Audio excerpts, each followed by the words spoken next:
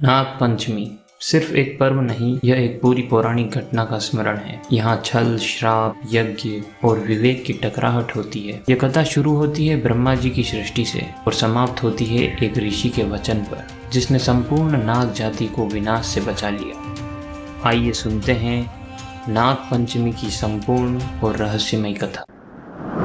सृष्टि की रचना के समय ब्रह्मा जी ने प्रजापति दक्ष के माध्यम से सृष्टि को आगे बढ़ाया।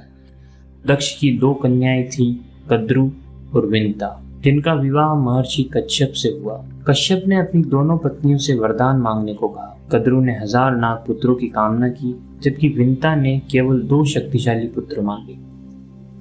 समय आने पर कद्रु के 1000 नाग पुत्र जन्मे, जिनमें तक्षक, वासुकी, कुलिक जैसे प्रमुख नाग थे। विंता ने अधीर होकर अंडा फोड़ दिया और एक अधूरा पुत्र अर्णव उत्पन्न हुआ। बाद में उसका दूसरा पुत्र गरुड़ बना, जो देवताओं का वाहन बना। एक दिन कद्रु और विंता के बीच शर्त लगी। उन्होंने स्वर्ग में उड़ते उच्चैश्रवा नामक श्वेत घोड़े को देखा। कद्रु ने कहा, इसकी पूंछ काली है।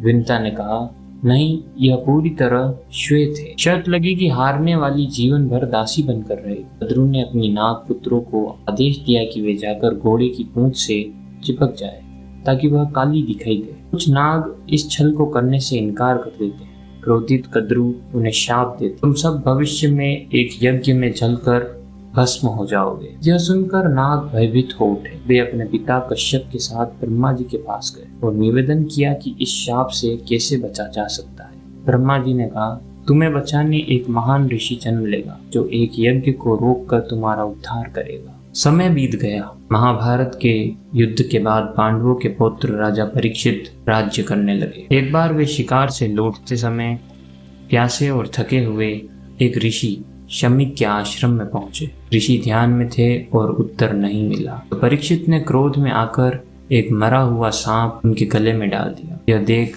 ऋषि का पुत्र श्रृंगी अत्यंत क्रोधित हुआ और उसने शाप दिया, 7वें दिन तक्षक नामक नाग राजा परीक्षित को डसकर मार डालेगा। 7वें दिन तक्षक नाग ब्राह्मण का रूप लेकर राजा परीक्षित के महल पहुंचा और उन्हें फल भेंट किया। राजा ने जैसे ही फल खाया, तक्षक फल में से निकलकर उन्हें डस गया और राजा परीक्षित की मृत्यु हो गई। राजा परीक्षित के पुत्र जन्मेजय ने पिता की मृत्यु का प्रतिशोध लेने का संकल्प लिया। उन्होंने सर्पों के नाश हेतु एक विशाल यज्ञ की स्थापना की, जिसे सर्प सत्र कहा गया। यज्ञ की अग्नि में मंत्रों के प्रभाव से आकाश से नाग खींचे जाने लगे और एक एक कर असंख्य नाग जलने लगे। तक्षक नाग भी खींचकर यज्ञ कुंड की ओर बढ़ रहा था। उसी समय प्रकट हुए एक महान बालक ऋषि आस्तिक। वे महर्षि जरत्कारु और नाग कन्या मनसा देवी के पुत्र थे, अर्थात अर्धमानव और अर्ध नाग वंश से उत्पन्न। आस्तिक ऋषि ने यज्ञ में पहुंचकर राजा जन्मेजय को धर्म, शांति और करुणा का उपदेश दिया। उनकी वाणी और तर्कों से राजा इतना प्रभावित हुआ कि उन्होंने आस्तिक से वर मांगने को कहा। आस्तिक, यदि आप मुझे प्रसन्न करना चाहते हैं तो इस यज्ञ को यहीं रोक दीजिए।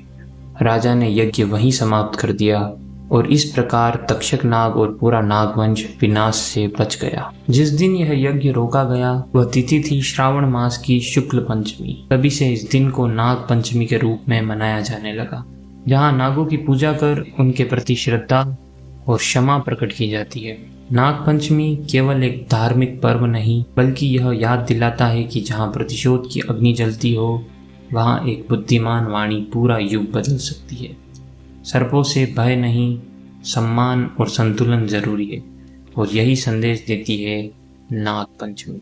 अगर वीडियो अच्छी लगी हो तो चैनल को सब्सक्राइब करें। आगे ऐसी ही धार्मिक कथाएं सुनने के लिए बेल आइकन को जरूर दबाएं। धन्यवाद। जय श्री राम।